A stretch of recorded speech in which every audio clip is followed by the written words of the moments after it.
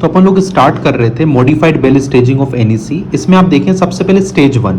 Stage 1 में क्या याद रखना है कि आप जब सस्पेक्ट करते हो नेक्रोटाइजिंग एंटीरोकोलाइटिस, स्टेज 2 का मतलब डेफिनेट नेक्रोटाइजिंग एंटीरोकोलाइटिस। अब देखो 1 है, इसके दो भाई है, 1A और 1B। ये काम की बात याद रखना है।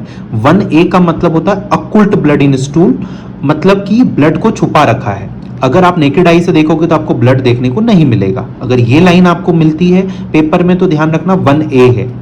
अगर फ्रेश ब्लड मिल जाए स्टूल में कि भाई नेकेड आई से ही ब्लड आपको देखने को मिल रहा है स्टूल में, तो 1B है। ये एक तो दोनों लाइन बहुत इंपॉर्टेंट है, इस पे क्वेश्चन आता है 1A और 1B, ये याद रखना है। देखो जनरल फीचर्स वही मिलेंगे कि भाई टेम्परेचर डिस्टर्बेंस है, बच्चा एपनिया में जा रहा है, बच्चा लिथार्जिक है, ये चीज़ें मिलेगी। अगर आप एब्डोमिनल फीचर्स बात करेंगे तो फीड इंटॉलरेंस की कंप्लेन रहेगी कि फीड ये इंटॉलरेट कर रहा है। इन्वेस्टिगेशन अगर आप एब्डोमिनल एक्सरे करोगे तो आपको कुछ नहीं मिलेगा, या तो नॉर्मल मिलेगा या हल्का फुल्का इंटेस्टाइनल डायलेशन मिलेगा। तो ये फर्स्ट में आपको बस ध्यान रखना है, सस्पेक्ट नेक्रोटाइजिंग एंटीरोकोलाइटिस, और 1A और 1B मत भूलना। 1A मतलब occult blood in stool, 1B मतलब fresh blood in stool. Second में डेफिनेटिव हो जाता है कि डेफिनेट डायग्नोसिस बन गई। कैसे? जब आप एक्सरे करोगे सेकंड का, तो सेकंड में अगर आपको न्यूमोटोसिस इंटेस्टाइनल मिल जाता है, इसका भी मैं एक आपको इमेज बताऊंगा, मतलब air in the wall of layer, जो इंटेस्टाइन की वॉल है उसमें हवा भर गई, तो न्यूमोटोसिस इंटेस्टाइनलिस, और ये एक हॉलमार्क फीचर है नेक्रोटाइजिंग एंटीरोकोलाइटिस का, मतलब ये डेफिनेट डायग्नोसिस बन गई। तो ये ध्यान रखना है, सेकंड ए में न्यूमोटोसिस इंटेस्टाइनलिस, और सेकंड बी पे फोटो आता है। बहुत बार एक फोटो दे देते हैं पोर्टल विन गेज शेडो का, और फिर आपसे एक्सेप्ट करते हैं कि आपको पता हो कि ये कौन सा नेक्रोटाइजिंग एंटीरोकोलाइटिस है। तो बहुत बार बच्चे सेकंड ए लगा देते हैं, सेकंड ए नहीं है, सेकंड बी है।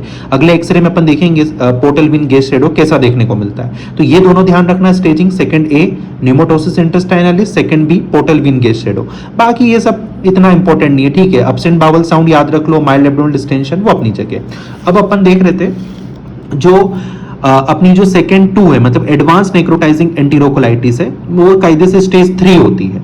अब इसमें क्या मिलेगा? शॉक मिलेगा, bleeding, recurrent life threatening apnoea. इस तरह से अगर पेशेंट प्रेजेंट कर रहा है तो आप थर्ड के बारे में सोचना।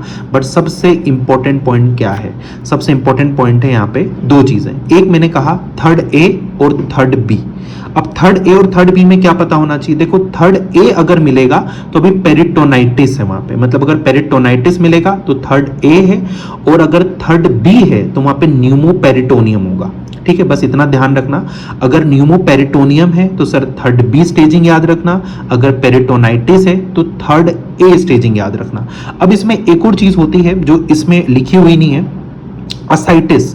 अगर आपको, जैसे अगर आपसे किसी ने पूछा सेकंड बी, तो ये वाली जो स्टेजिंग थी, जैसे मान लीजिए आपने कहा था ना सेकंड बी वाली, ये सेकंड बी, ये कहां गया सेकंड बी? ये रहा। तो second B portal vein gas shadow with ascites, या तो ये हो सकता है, अपन कह सकते हैं कि विथ असाइटिस है ना, विथ असाइटिस और विदाउट असाइटिस होगा। ये दोनों, मतलब दोनों पार्ट सही है इसके, विथ असाइटिस भी हो सकता है, विदाउट भी असाइटिस हो सकता है, सेकंड बी।